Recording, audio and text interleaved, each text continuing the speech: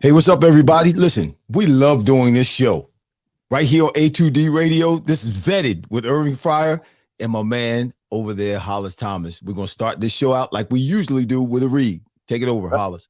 PhillySportsTrips.com is where you should go because they have the premium travel and tailgating for the most passionate of Eagles fans.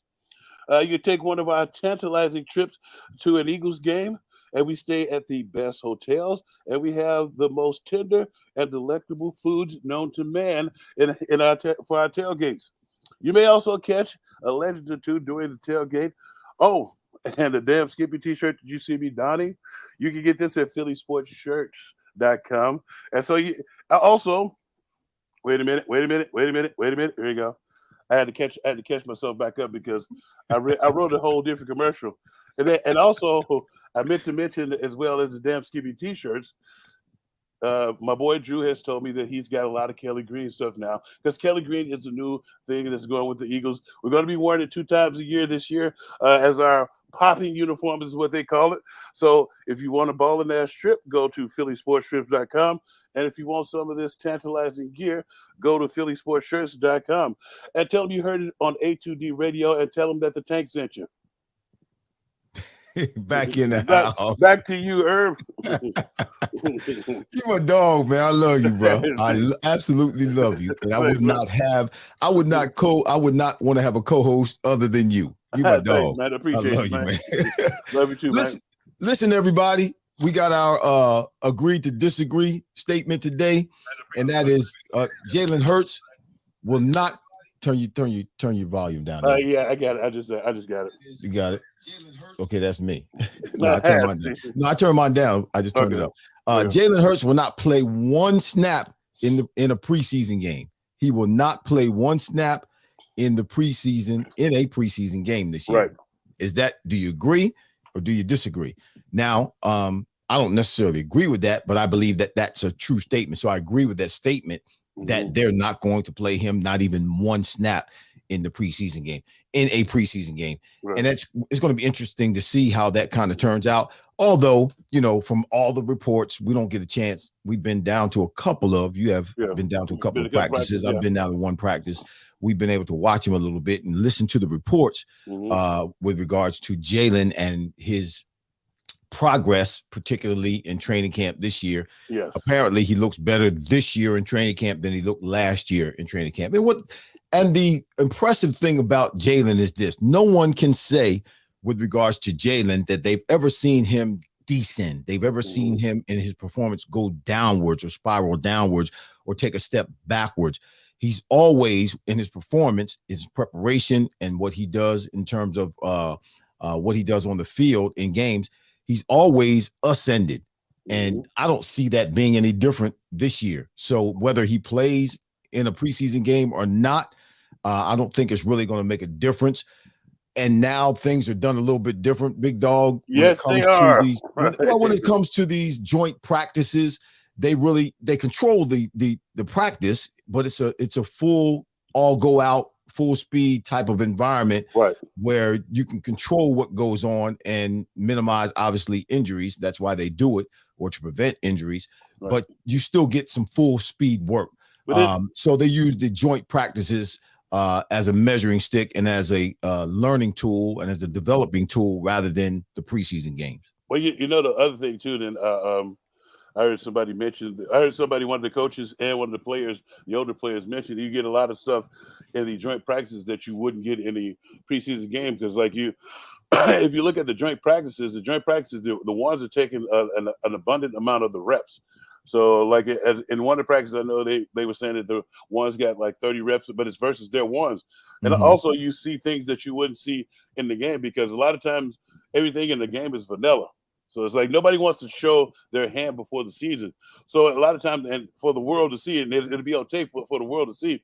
But when you're doing a joint practice, that's between you and that other team. You guys may not clash throughout the season, but you can work on things throughout in a fast pace and get things down. And that's what I've learned from this. And I learned that actually one of my last years when I was playing with the Saints, we practiced against the Cincinnati Bengals. I was a starter, and I took like most of the reps during training camp. And he was like, He was like, yeah, he waited till like right before the start of the game. He's like, yeah, you're not playing.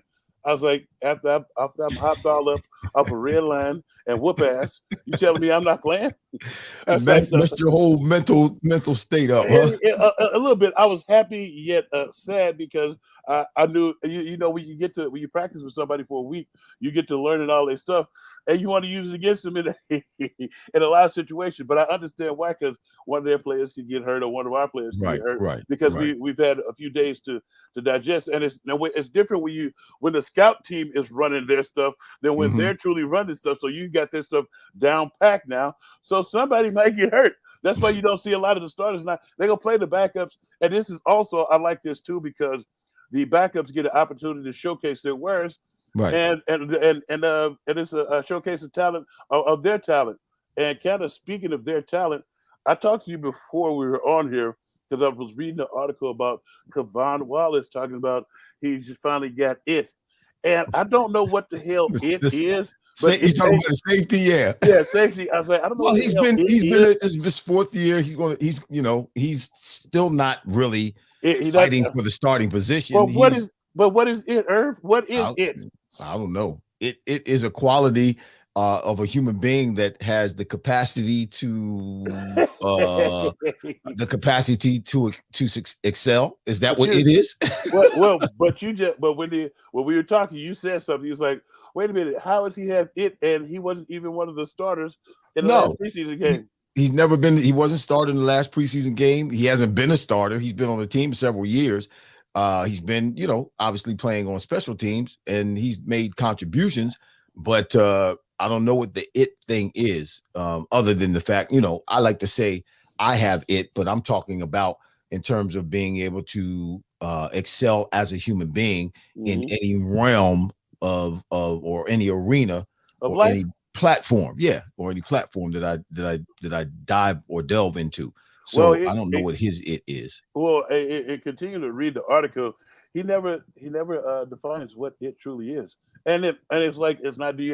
That's because he doesn't know what it is. Yeah, that's what I'm saying. Do you not have the speed of the game down now after 4 years? Oh, gee, thanks. Do you know what to do now? Do you know what is expected of you? Oh, after 4 years? Oh, cool.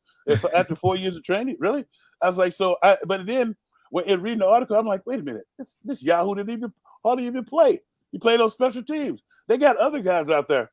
And I was like, it would be different if we were running the same defense from last year, but we got a whole new system in here. So do you think he has it? It was just an article that kind of pissed me off. And I was like, let me write something down so I make sure that I touch on that, because I don't know what the hell it is. And I hope he finds it.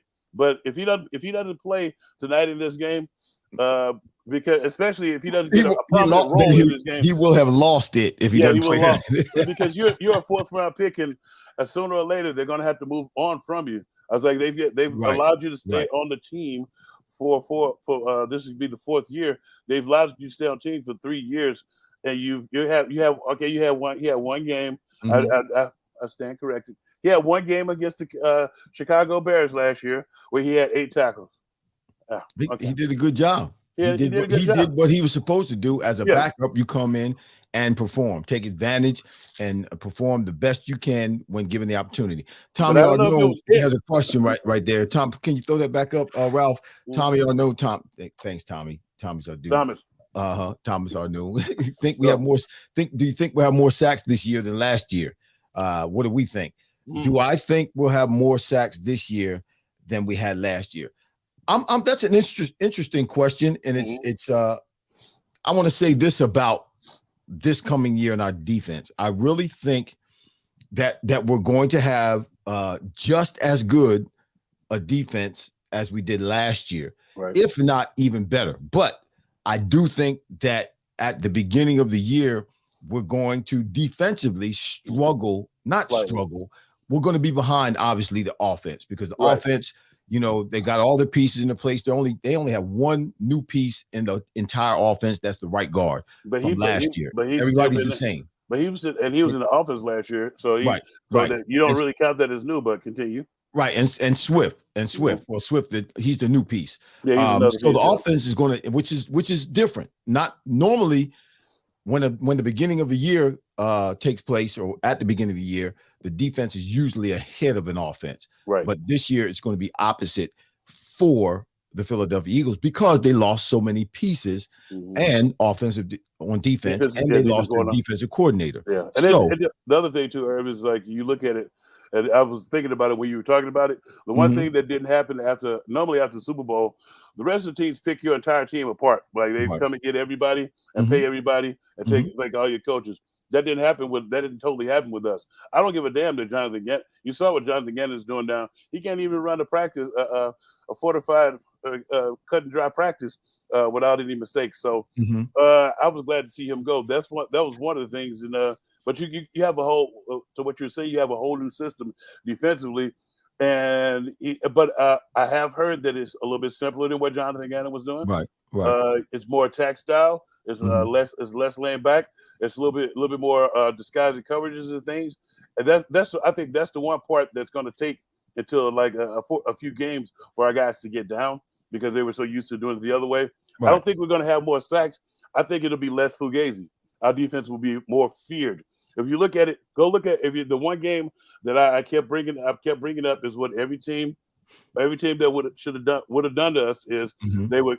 Our defense had a bend but don't break attitude. Right. All you have to do is keep our explosive offense on the sideline. Right. They're going to get cold. They're not going to be in tune, and they're not going to get any continuity. Not so much continuity. They're not going to get a rhythm. And once you get that out of the way, they'll go out 3 and out, and they'll put the defense right back out there. And sooner or later, those field goals are going to turn into touchdowns that the other team is doing because we're running vanilla and we're playing bend but don't break. Giving up 8 to 10 to 12 to 13 play drives. That's not the way to go. I feel like we're going to be able to stop people more and get a few more turnovers. I don't think we're going to get as many sacks. I don't think people are going to be trying to pass on us like they were last year. Well, I don't think particularly at the beginning, and this was the point, and you said it exactly. That's exactly where I was going. I don't think we're going to get we had a record year last year when it came to sacks. We were just balling. It was out of control. It was unbelievable. It was great. But that doesn't happen on a normal basis. Never. And it doesn't happen year in and year out. So I don't think we're going to answer your question, Tommy. I don't think we're going to have as many sacks this year as we did last year. One of the reasons is because some of the guys who have left our defense, you're talking about TJ Edwards, Marcus Epps, Kaiser White, CJ Gardner-Johnson, and Javon Hargrave. Right. Those are 5 of the top 7 tacklers from last year on the team. Now, that doesn't have anything to do with sacks, but it does have to do with the running game. It does have to do with the running game. So Hargrave does. He does, but he's the 7th. He was the 7th tackler. He had the 7th most tackles. TJ Edwards was led the team in tackles. Marcus Epps was 2nd. Kaiser White was 3rd. CJ Gardner was 4th. Gardner-Johnson was 4th. Slade, then Bradbury, then Javon Hargrave in tackles. So what I'm saying is, teams are we struggled trying to defend the run last year, trying to stop the run last year. Right. We may struggle at the beginning of the year again, trying to stop the run because 5 of our 7 top tacklers are not there anymore. So these guys have got to get in some kind of, develop some kind of continuity, get in the groove and understand the position and start playing with some consistency, obviously, as soon as they can. Yeah. But I believe we're going to struggle with the run at the beginning of the season, which means teams are not going to have to throw the ball as much. If they're running the ball successfully, then they're not going to have to throw the ball as much if they're picking up 3, 4, 5 yards a pop when they're running the ball. So I think the defense is going to start out a little bit slow. I think the defense is going to end up, being a great defense, if just as good, if not even better than last year. But these first couple of games are going to be a test for them. And it's going to be a tough one at New England because now New England has Ezekiel Elliott. Who we can touch on that when we come back after the commercial. Yeah, you got a commercial. All right. Ralph, go ahead, Ralph. Hit us with it. Hey, Birds fans, the NFL schedule has arrived and Philly Sports Trips has all the details now. Visit the site phillysportstrips.com. This is sure to be an epic season. Be sure to go there now to make sure that you don't get shut out. Join us in Tampa, LA, Seattle, or when we get revenge in Kansas City. Don't want to fly? No problem. Gather up your crew and hop aboard one of our signature boisterous bus trips to DC or New York. Sign up now and make sure to mention A2D. Don't miss out on the best Philly fan experience anywhere. Philly Sports Trip customers always stay at the best hotels and meet NFL legends. Book today. No. Yeah. Thanks, Big Dog, for seeing it was time for the commercial. I was rambling when I was going on, but I was getting in it. I was getting ready to shift gears. Yeah, the funny part too is like when we was talking about the defense, I feel like we gained a physical linebacker in Morrow who knows the side system, and then you saw they brought Miles Jack and Cunningham here because both of those guys have led their team in tackles with 100+ tackles. Right. But then you add Nakobe Dean in there, and he's going to be learning from some other guys. I don't think he's going to be. I think the part that kind of like is up in the air is the coverage from those guys. Mm-hmm. I know Miles Jackson is a good cover guy, and that's going to be the one thing. I think people are not going to be able to run on us like they were able to last year, just with the addition of Jalen Carter. And I don't know if Luther Ellis' son is playing for us. He's a little baby monster. Yeah, I don't know if you've seen it, but he's like I don't think they'll be able to the way the side deploys thing. I think it's going to be harder for them to run on us. I think because that's why they brought the physical line. Morrow's a physical linebacker. Right. So I think it's the part about the sacks. I think people are gonna get the ball out their hand quicker than they were doing last year because I think the guys up front are going to make sure of that. And then that goes to what you were talking about earlier about Jordan Davis. Is he ready to take that next step? Apparently, he hasn't been doing that well in camp. So no, he's been. I've been touting. I've been, yes, me too, lifting him up and praising him, and in anticipation of that jump that rookies take from their first year to the second year. But there has yet to be any evidence of that in camp, in practices, and even in these preseason games. So Jordan Davis still is a question mark in a lot of people's minds. And yeah, you're right. The linebackers, Morrow, all the guys they brought in. I believe this defense has the potential this year to be just as good as last year's defense. Will they get as many sacks? No, I doubt that. That was an extraordinary year last year. Yes. But my thought is that this defense is going to start off a little bit slow these first couple of games. Right. Because it's going to take them a little bit because they're not playing in the preseason. My God, they're not playing in the preseason. But it's like the one thing that I think the joint practices do is it gives them the reps. It's like they're gonna get way more reps than they would in a preseason game, and I think they're gonna be quality reps because if we were able to kind of do this and practice against each other. And we get coverages that coaches they're running blitzes in these joint practices. Yeah, but it's still controlled. It's still controlled. Only thing that's not live in some of the live periods. Only thing they have live periods. So the thing that's not live is the quarterback.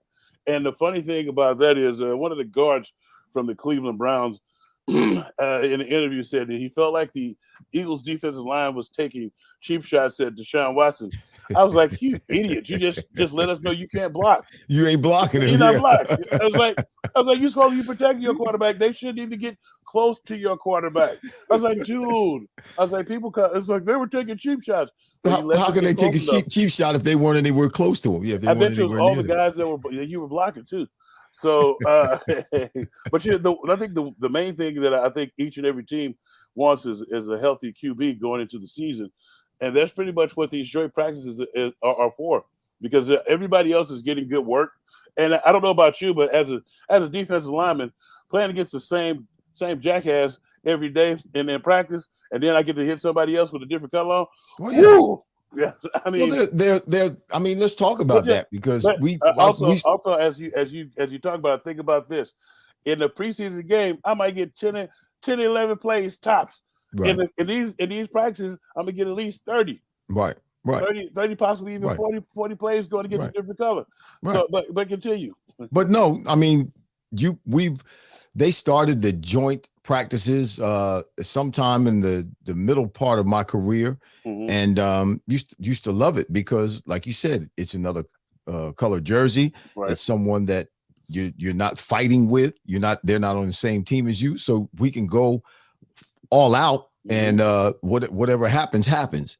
We're not trying. We'll necessarily have to take care of that cat, and that's a good thing. That's a good thing. So yeah, the joint practices are something that allows coaches to evaluate, allows the players to go all out and hone their skills, and to play against someone that they would normally play against, rather than trying to be physical with their own teammate, because you're trying to develop continuity, trying to develop a fellowship amongst the team where everybody's on the same page and everybody cares about one another.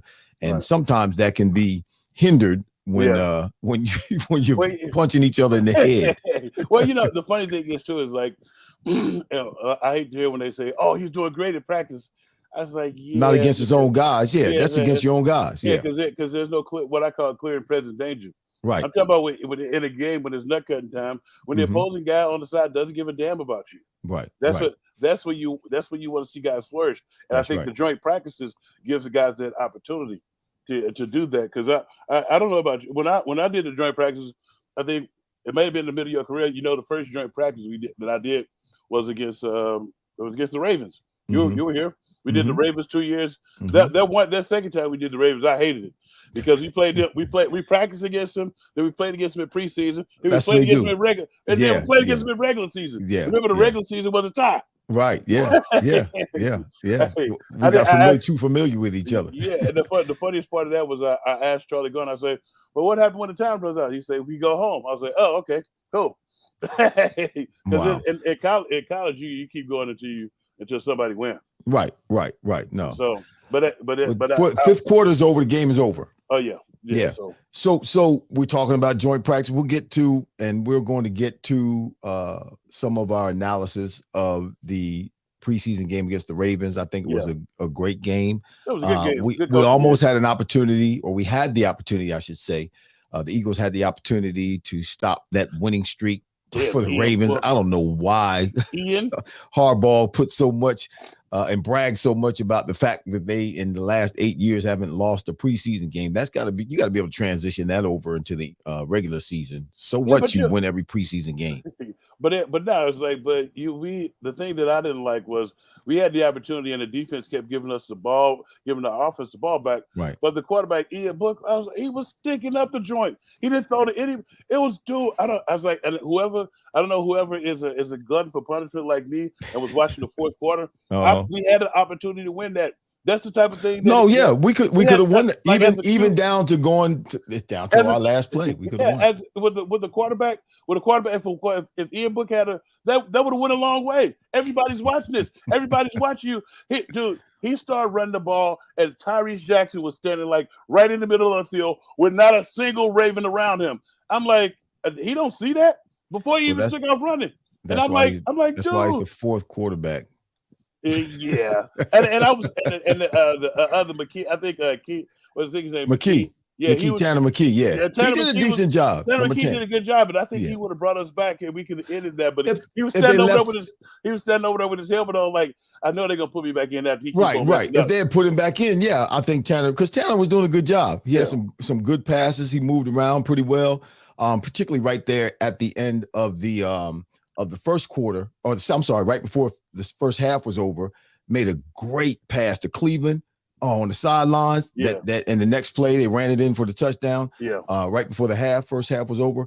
So McKee was balling. He did a good job. Again, I mean, since we're there, Mariota. I anticipated him stinking it up based on reports from training camp, based on some things that have been reported about, the practices against the Ravens. Did they practice with the Ravens? No, not the joint practice with the Ravens. Based on stuff that he was doing in camp, and apparently he had been stinking it up in camp. So I was not expecting. I mean, the guy is a former, or actually a Heisman Trophy winner. Yeah. So he and a former top 5 pick. Yeah, he fits in. Second pick in the draft.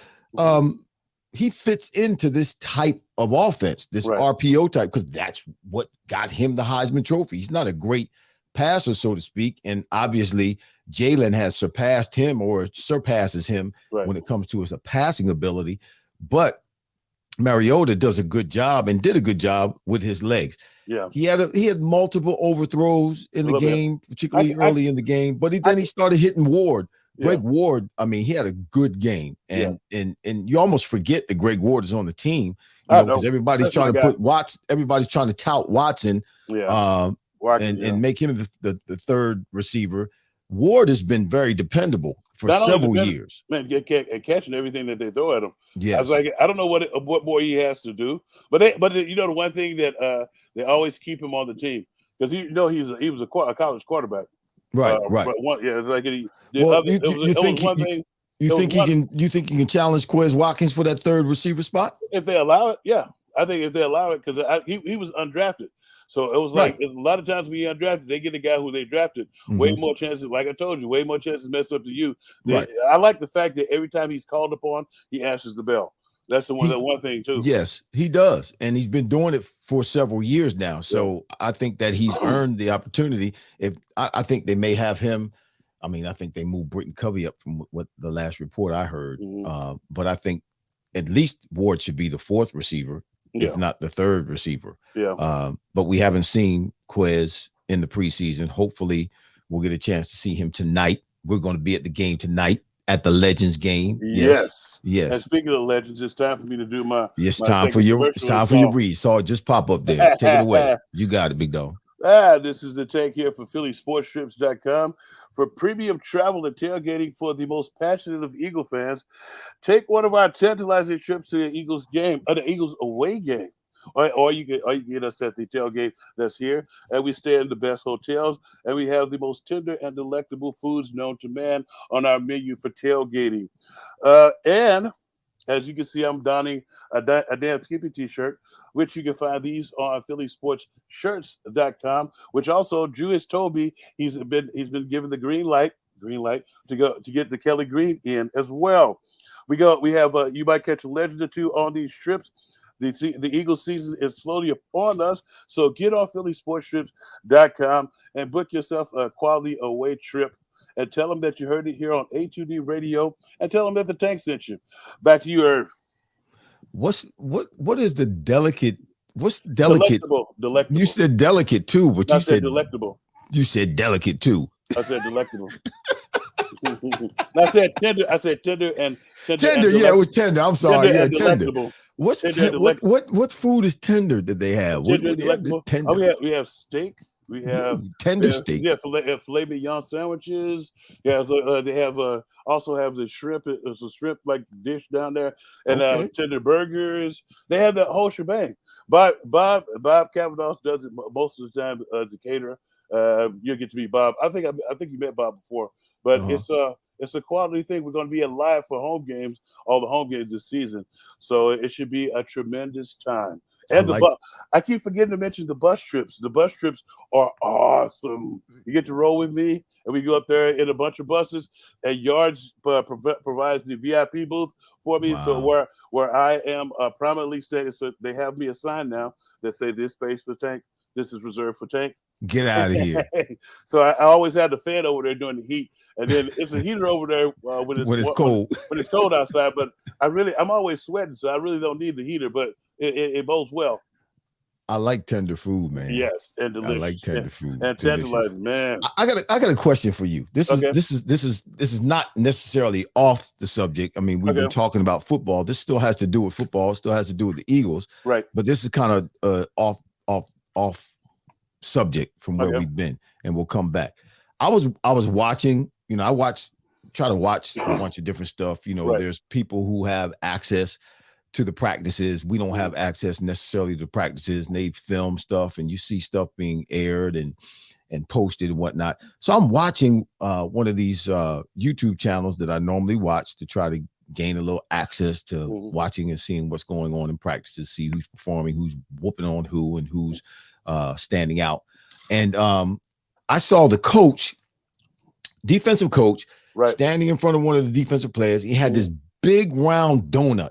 Right. And then he took the donut and rolled the donut, and then they had to go tackle this big round donut. Right. Explain that to me. Well, I've never seen that before.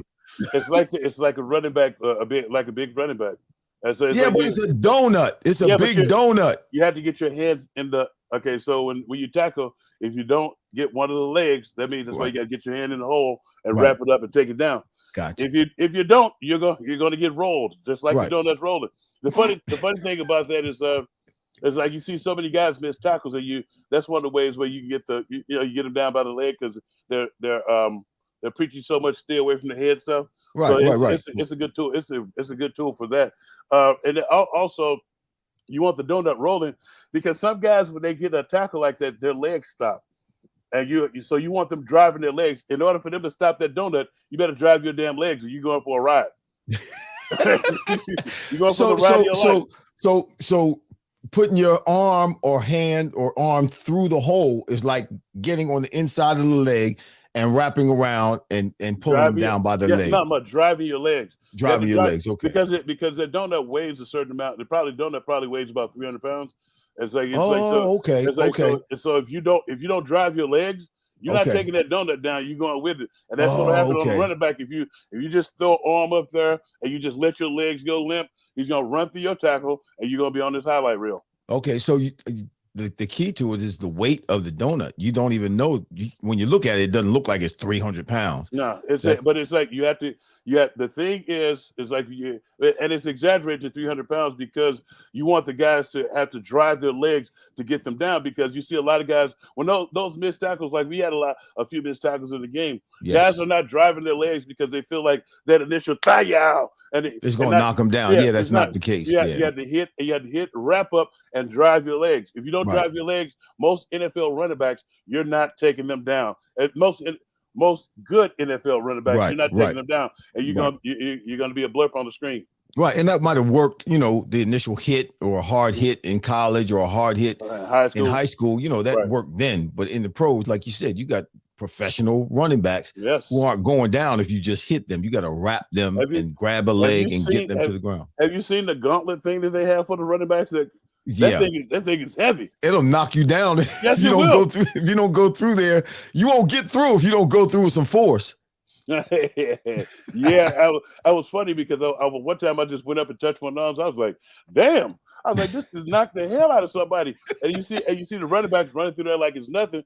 Just thinking you stick your arm out there and thinking and not wrapping up and not driving your legs. Yeah, it's a thing. It's an unconscious thing that once you get the reps of doing it, it becomes secondary. Right. Second nature. Yeah, second nature. Yeah, I'm gonna say like second nature. Mm-hmm. It's like but you have to practice it to do it. And that's like part of playing football. When you get away from doing everything that got you the way you are for 6 months, you have to get back to basics. That's one of the basic things in tackling, and it keeps your head out of it too. It keeps you from getting kneed in the head.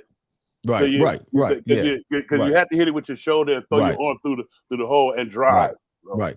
So let me ask you this. We're going to go back to the Eagles and specific players. I want to talk a little bit, or have us talk a little bit about, because there's a question mark now.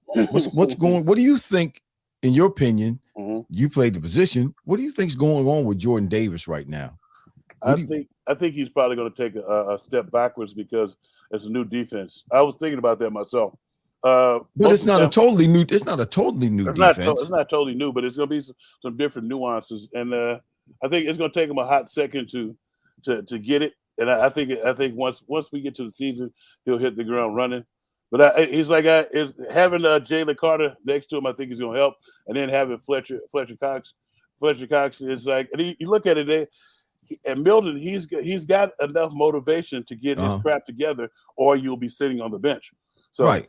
But Jordan Davis, okay, let's say it is, and it's not a totally new defense. There are more similarities this year with Sean Desai, like with Jonathan Gannon, because there's similarities there. We know it's a new defense, but there's similarities there. No, right? It's not. I was watching it now. Oh, there's no similarities No, in it's like terms of. There's no similarities in terms of scheme or no, in terms of verbiage. You're gonna keep it. The verbiage is gonna be different as well. Okay, right? And his scheme was a bend but don't break, and he rarely ran blitzes. Now you got to learn the blitzes and what you're supposed to do. So it's some zone things that he's gonna have to do, and it's gonna be. And I've heard some of the guys that say it's close to what they used to do at Georgia. So he needs to get in the books and get on the same page, or he's gonna be left behind. Because my point is, okay, Jalen Carter seems to have come in and grasped the defense pretty well. Mm-hmm. Jordan Davis, although it's a new defense, he's been there for a year. He's been in the pros for a year already. No, he didn't play a whole lot last year. He did play a little bit. He did do well when he played. Right. He got hurt and struggled with that.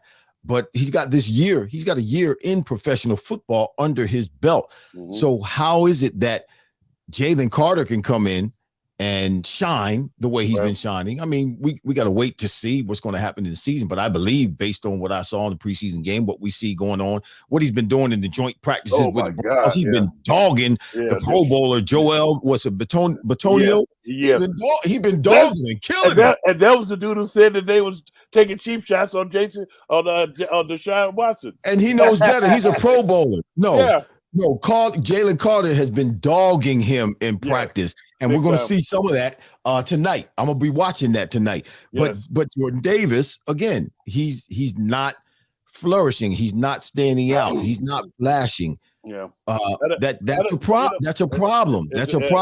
It's a big time problem too. But I think that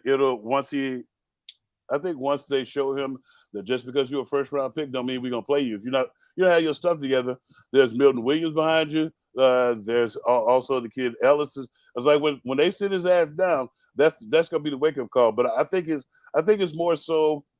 It's like has been his conditioning. Well, that's what Brian Heffron's saying. He's saying I think the biggest issue with Jordan Davis has been his conditioning. If it's true, he's better than he should be able to oppose his will. I'm not sure how to read that. I don't know what, but his conditioning was superior this year. Yeah, he came in better shape this year than he did last year for sure. So maybe he has to figure out how to play with less weight. So I don't think that's it. Obviously, guys don't all of a sudden lose their talent. He's still a young man. He's still a baby. So he didn't lose his talent. The issue he's having is not with strength. He's a strong guy. The issue that he's having is not with his ability. We know what he can do. He did some of it last year. He did it in college at Georgia.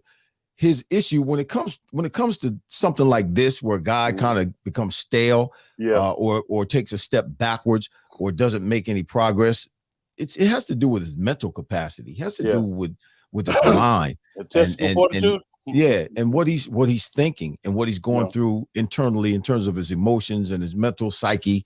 That's what it's dealing with.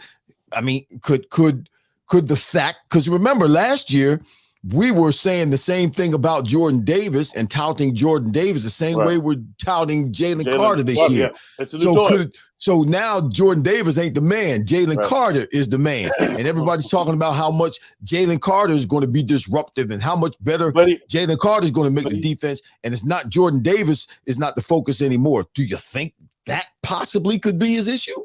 Well, if it is his issue, it's his own fault. Jalen Carter's been doing everything we're saying. We're talking about Jordan Davis. He hasn't been up to par like he was last year.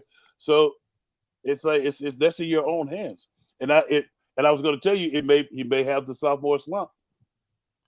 But these guys are kids too, man. I keep forgetting. When we were playing, we didn't think we were kids. We were kids, but we didn't think we were kids. We thought we were grown men. We had it all together. We knew what we were doing.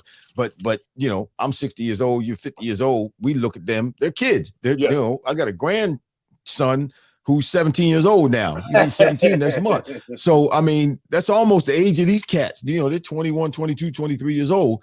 That's almost the age, just a little bit older than my grandson. So they're kids. Right. Could there possibly, and you're dealing with social media now, you're dealing with a lot more in terms of outward influence with regards to media and all that stuff that goes Right. on now that influences these young people that we never really had to deal with. Do you think that kind of stuff?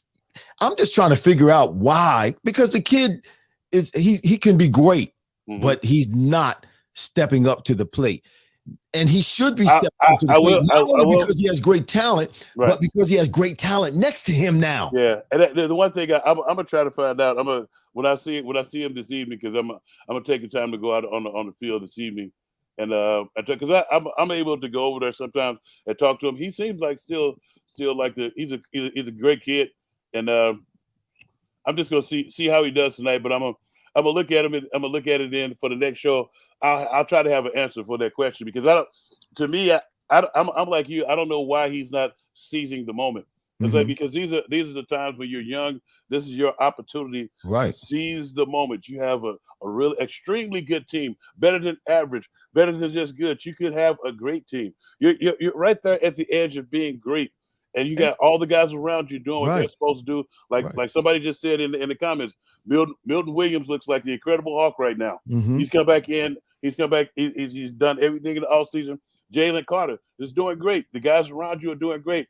It's up to you. It's like, I feel like that Jordan Davis should be the hunter, and the hound dogs are the other three guys. Right. You know. So when I was with the Saints, they had this defense to where pretty much I just took on a double team.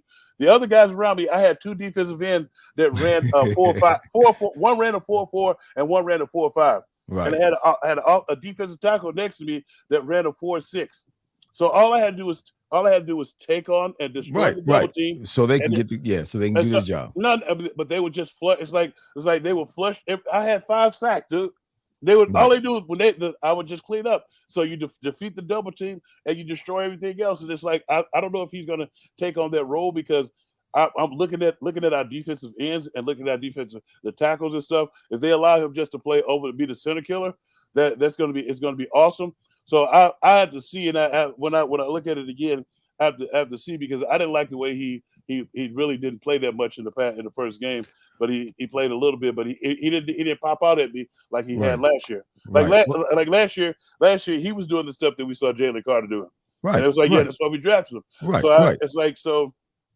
And then on top of that, also they had like some of his rookie brethren from Georgia started with him last week, because we weren't playing a bunch of our starters. So it's going to be interesting to see, because I know they're going to play him tonight, because he needs the reps. He actually needs the in-game reps as well against Lord. I feel like tonight he's going to be playing against the twos. He should dominate.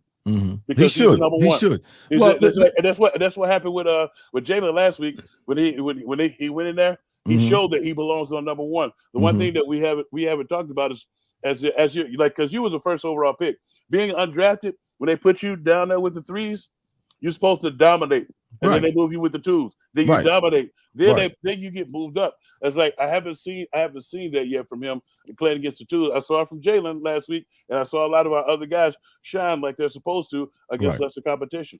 Right. And what's so baffling to me, the part that I really I can't seem to wrap my brain around, is the fact that, yes, Jordan Davis is a great talent, first round draft choice, great talent, but he's got so much other, and we have this on this team, offensively and defensively, we've got so much other great talent around him. Exactly. I played on many teams where I didn't have a viable receiver on the other side of me, where I was the only receiver that was viable on the offense. I played on many teams like that, where we didn't have a viable running back. We didn't have a threat of a running game. We had to throw the ball. Down in Miami, we had receivers, but we didn't have a running back. We had to throw the ball. So we were pretty much one-dimensional. We didn't get any first downs running the ball. So I played on teams where there wasn't a whole lot of great talent around me, where the weight of getting first downs and the weight of scoring and the weight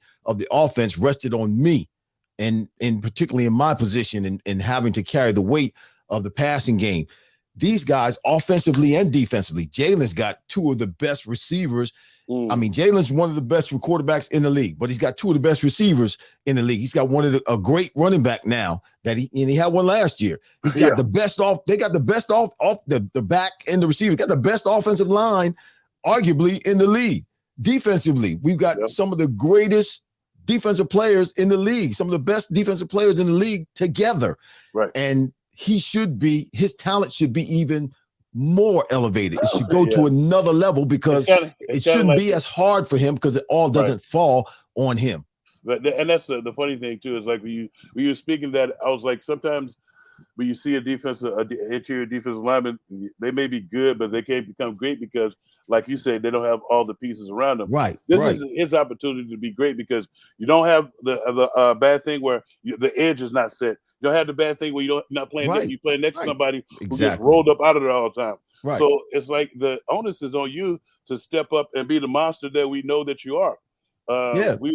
We were talking because he's not going to get double teamed. They can't afford to double team, not with Jalen Carter on the side of him. I know, but he should force the issues for them. For them not to double team him, he should make it a crime. Like, yes, sir. You're not going to double team me. I'm going to destroy. And that's what he should be doing. Yeah, we got another commercial. Yes, we do. Ralph, take it over.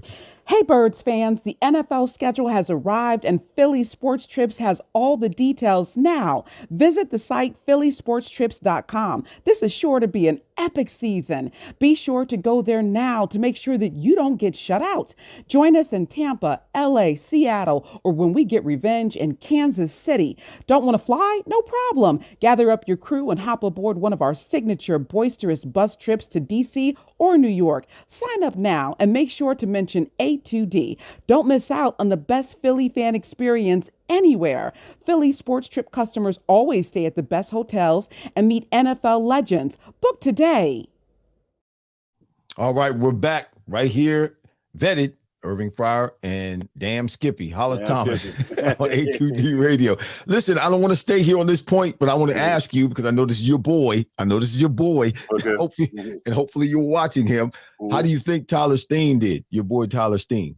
How do you think he did in that first preseason game against the Ravens? He did okay. I think he gave up. I want to say he gave up a sack. I think he gave up a sack. But I think it was good. It was good getting his feet wet. They had him at tackle. They didn't really have. Well, he started at left tackle. They went to right guard. Yeah. He did. He did okay at tackle because he gave up a sack. But at guard, he looks like a force. The one when we started talking about the backups, there was the one guy who I felt like would be a quality backup, Apata. Apata. He keeps getting on my nerves with the pre-snap penalties. I was like, the only but that's what preseason's for. You know that. That's what preseason's for. But he's I'm not making excuses for him, but no, but he's known for that. The preseason to see if you got that out of your system. Because we can't be confident in putting you in the regular season game when somebody goes down and we know you're gonna put us behind the 8 ball. It's different in regular season because he jumped off sides first. It was 3rd and 1. He false starts. Well, yeah, you can't do that, particularly in that kind of situation. You really can't have those kind of mistakes. But it was a myriad of catastrophes after that. Then we had to delay a game, right? And then we got a couple yards, and then we missed the field goal. Right, missed field goal. Yeah, the field goal they probably would have had us winning the game. So it was like when you look at it and I think the only other penalty that I remember was I know Josh Jobe hands to the face. He's a young guy. You need to keep your hands down. The DB, keep your hands down. He made a good play, but you put your hands in his face before it. It's like it's like the one time we was playing against the Buffalo Bills. This was after you left, and I got a sack on Drew Bledsoe. So I was looking down. Everybody thought I was doing a dance. I was like, I was looking for laundry. And then here comes Bobby Taylor coming back to it. I was like, my bad, big dog. He was holding the receiver. It happens. Well, speaking of the Buffalo Bills, Damar Hamlin came back and played this past weekend. Wouldn't have been me. I mentioned that to you, and wouldn't have been me. You weren't really necessarily applauding Damar for his return. I mean, I'm a spirit. I was like, look here. I was like, I'm all for toughness and stuff. I'm a Mm-hmm. spiritual guy, just like you yourself. I Mm-hmm. believe in the Lord. I was like, but the Lord gave you a second chance. That was like you know how sometimes people used to like, well, what happened to make you look like this? So it's like you had that one life or death experience. He was Right. gone for a few seconds, Right. and Yeah, I he was was like, you know, literally less than a year ago. He yeah, was laying on the field dead, literally dead. yeah, and everybody's applauding. I was like, dude, that was your cue to step away from this game and get something. He has something better for you. It was like I couldn't see myself doing that. I think it was one of the more stupid things that you could do. That's just like just me thinking on a personal level. I was like, but the other part was everybody was talking about the tackles he made. If you go look at those tackles, they look like they was from Make-A-Wish Foundation, They weren't and they they weren't let them. They wasn't nothing spectacular. they weren't stick your nose in their tackles. Well, No, I was like, dude, sit down. Just sit down. one side of it is yes, and I'm going to look at it from my perspective. If it were me, and I considered myself, and you can validate this. People may not know this, but I considered myself to be a tough guy when I played. And Yep. but there's a fine line between being tough and being stupid. And I believe now that I look back on my career, there were many times that I was on the field playing, thinking I was being tough, but I was really being stupid. I was putting myself and my body and my life in jeopardy. I never should have been on the field, but I was, and I was able to get through it because God takes care of babies and fools. But looking back on myself, if it were me, I don't know. I probably would have done something stupid, and in my opinion, it would have been stupid for me after having been on the field dead to come back. I probably would have tried to play as well, thinking I was being tough. Now, Damar said that his decision was solely made by him. That no one coerced him, no one convinced him, no one tricked him, no one tried to talk him into it. That he himself made the decision. I find that very hard to believe because I know he got a mama, I know he's got family, I know he's got friends who were concerned about him when he was laying on the field motionless and when they had to revive him. So I know he had people in his ear talking to him about his decision to come back and to play. Thank God, he's healthy. Thank God, yes, he is playing again. Don't know whether or not that was the best decision for him or what played into him making that decision. Did it have to do with money? Did he not want to turn down? They're making real good money these days, man. Even the scrubs, the scrubs are making millions of dollars a year. But I think that he would have got, that they're doing, he would have been pretty much the poster child for the thing that they're doing now with all the youth sports and all college and high school sports and even the pro sports. They're going around and they're doing it. So he would have still been a part of the sport. It wouldn't have been like he wanted to, but right. I can't see myself putting my life on the line like that. Right. No, I would have, like I was going to say, if money played a factor, was a part of the factor of his decision that he made, he could have made plenty of money just telling his story because he's unique. His story is unique. He's one of a few that are far and few in between that's ever happened to in the history of the world in terms of football and sports. 1961, the Detroit game, last time it happened, the guy died. Right. The guy passed away. And he died. He didn't come back. He's not here telling the story. Right. Yeah. But anyway, I just wanted to get your take on that because I thought it was very interesting. It's a great story. Yeah. Hats off to him. We all have our own opinions about it. Hats off to him. God bless him. Pray that he stays healthy. Now, someone else we need to talk about real quick. This is not football. We're just going to transition over to this because we only got a couple more minutes, and then we're going to have you give your history. We thank everybody who's watching right now. We see Joyce, and we see that's you. You're texting people, man. I comment in the section because people saying what's up to me. Okay. Joyce normally is not able to follow us because she's on West Coast time. But we're able to get her because we're going early. Because we're 12 o'clock today. Yeah. Yes. Well, I gotta pay attention. I can't do all of that like you do, man. I pay attention. I gotta focus, man, because I gotta pay attention to what you're saying so I can comment to what you're saying. And but it's okay. It's all right. Was that Dynasty 856? Yeah. Remo, Kay, Brian. Yeah. All of y'all. Thanks for being with us today. We're gonna go left now because this whole situation. this whole situation went left. Yeah. Let's talk about James Harden before we get off of here. Yeah. So this Yahoo goes on and says he's doing a thing in China. So he gets up in front of everybody and says in China that David Morey. Daryl Morey is a liar. And he's a liar. Let me say it again so I'm clear. He said it twice. Yes. Now those are, first of all, I want to know, and then we know Joel Embiid went dark on social media, on Twitter. Yeah, he went dark. he removed everything about Philadelphia, all that kind of stuff. So this is like female stuff, man. But anyway, I can't use the word I want to use. Yeah, it's like female dog stuff. Let me put it, female dog. BITCH stuff. Yeah. So it's like the one thing that I feel like and I know everybody that's a Sixers fan is thinking the same thing. Forget both of them. Get rid of them and turn the keys over to Maxey. And you know what? That's exactly my response. Well, first of all, James Harden has made it clear he's not going to be with the Sixers anymore. People are like, he's going to make it hard. No, he's making it hard. It's not that he's going to make it hard. He established that right now. It's hard. He's already made it hard and made it evident and made it obvious that he's not going to be a Sixer this year. But he's not. It's like you think any of us give a damn? He's damn near 35.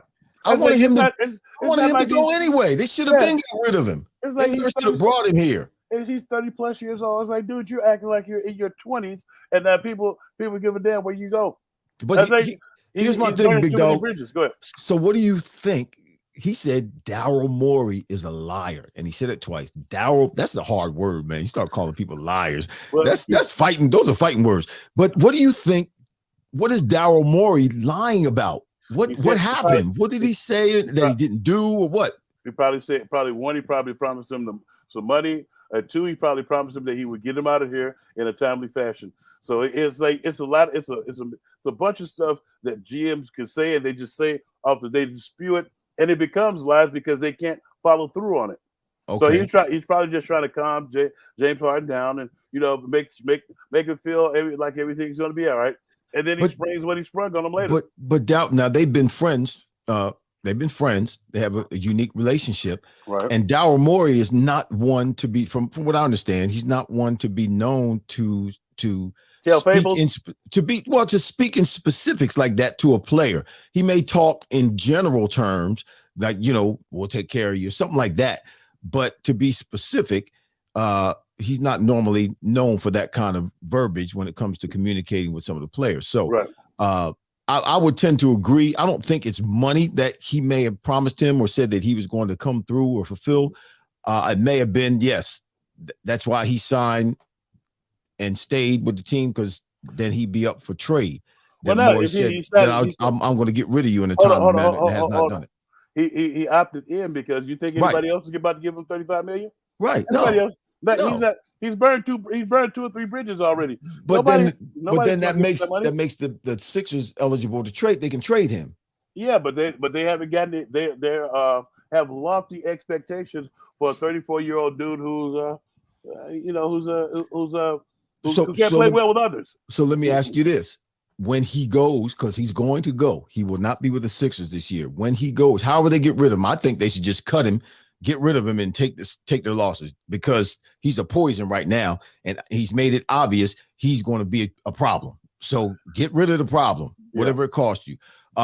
So do you think he's not going to end up on somebody's team starting next year? Yeah, he's going to end up on somebody's team. Yeah, but I could care less. I think the thing that they should do is at some point you have to cut your losses. Like you're always trying to get something for something. Everybody knows he doesn't want to be here, so you don't have any. Nobody's going to give you anything for him. He made that clear. Now he made that clear, and he's quit on a couple other teams already. Yeah. So actually, three now with the Sixers. Well, the Sixers are the third one. Yeah. So he's poison, man. We got to get rid of him. Yeah. I mean, just get rid of him. Who comes on nationally, worldwide, and says the general manager is a liar? Let me say it again. Yeah. Daryl Morey is a liar. I'm like, what? That's the first time for everything. Oh boy, we live in crazy times, don't we? Yes, listen. we do. We got a couple more minutes before we get up out of here. I'm looking forward to seeing you tonight, big dog, at the Yes, game. sir. I'm looking forward to the game. We're going to be checking out the Eagles tonight against the Cleveland Browns. Hopefully we'll see a little Deshaun Watson. He needs to play because, he was rusty, been out of the league for a couple of years almost, and he really didn't come back and do much last year. So he really needs to get some game time play in. So, game time reps, game time play, game time minutes so that he can, get himself back to the rhythm of the game.